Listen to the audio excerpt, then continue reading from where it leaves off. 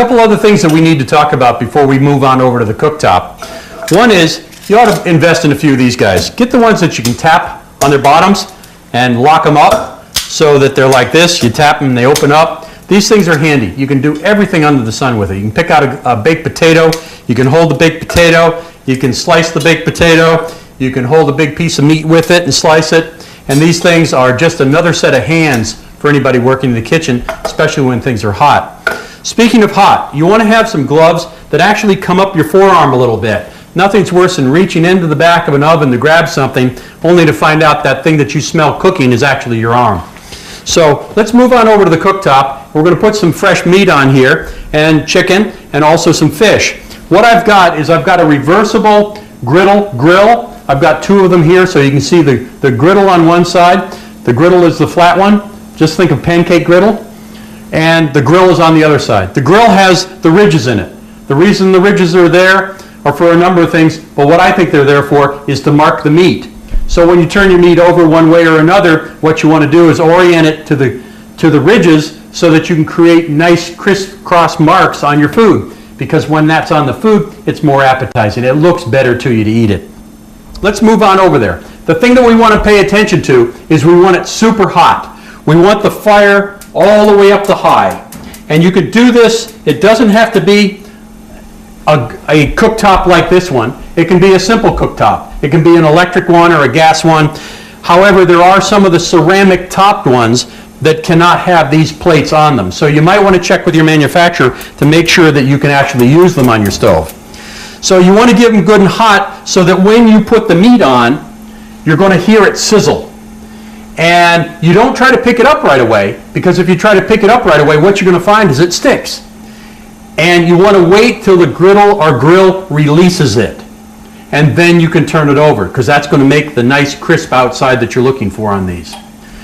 There's one other device that I've purchased that I find is really, really handy, especially for the person who's working all day long. They come home, they're starved, they need to eat in a hurry.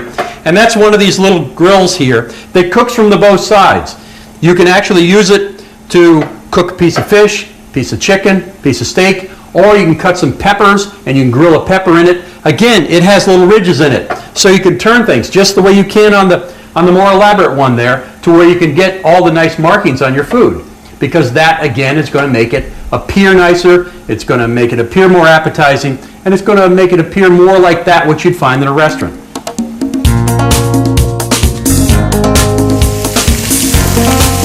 Remember, when you're handling the different kinds of meats, I don't know, I may be a little bit of fanatical about this, but I believe handling chicken with the chicken hand and handling meat with the meat hand is appropriate.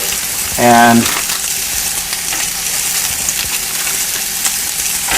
so, as I said before, the last thing you want to do is try to pick those guys up and move them right now.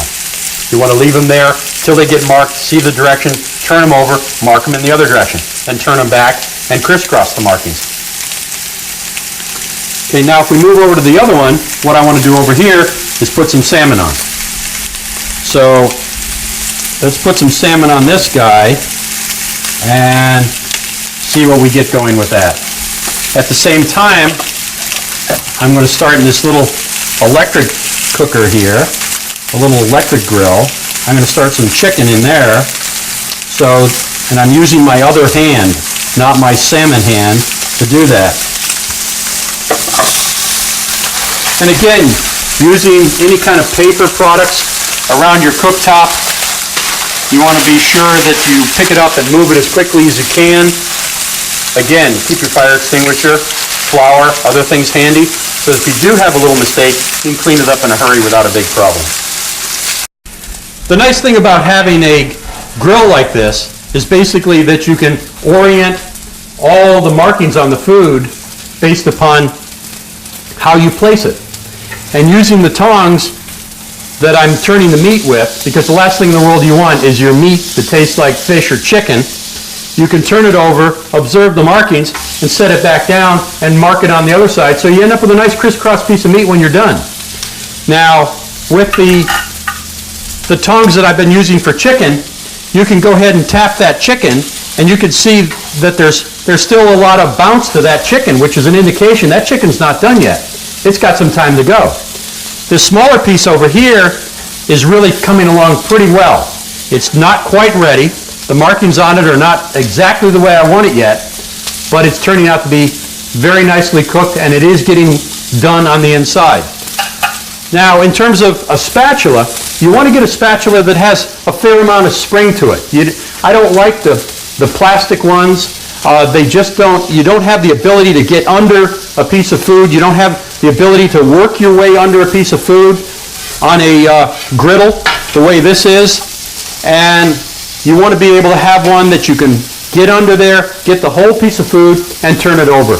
Many times the other ones are for fried eggs or something, and people are using them for other things. You want to have a substantial one of these. I got it at a discount store, didn't pay very much money for it at all.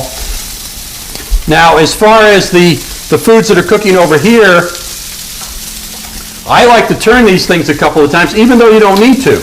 I like to turn them because basically what you get is you get some really nice markings on them. Now, what you might notice right now is, if you can see this, that when I pat these guys down, they're done. The ones that are cooking on the high flame and the high heat over here are not really done yet. It goes to show that you can do this in a very simple way, or you can do this in a fancier way. You can do it on your stove at home, your gas or electric stove, or you can buy one of these little devices and cook up things. Now, granted, you can't do fish and chicken and beef all in the same one at the same time, but they do have different sizes, and they do have ones that have different plates. You have a plate on the left and a plate on the right, and they're not mixing together, and you can do several things with them.